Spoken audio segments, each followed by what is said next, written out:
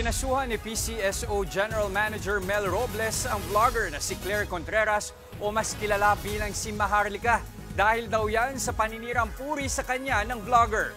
Nasa frontline ng balitang yan, Simon Gualvez. Sinampahan ng kasong defamation at invasion of privacy ni PCSO General Manager Mel Robles ang vlogger na si Claire Contreras o mas kilala bilang si Maharlika.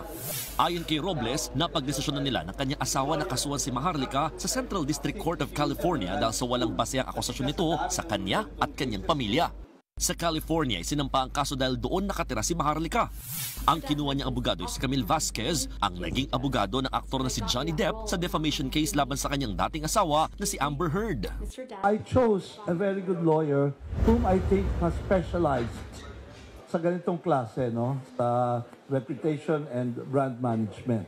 So, kasi kailangan makita niya na hindi po ito biro. Just because you can, you will.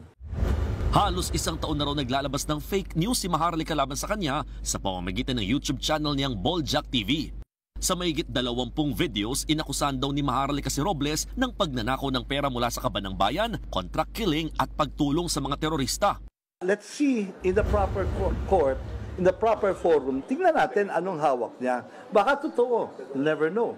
I'm sure sa kanyang pantasya, totoo lahat ito. But we will put it out in the open. We will challenge that.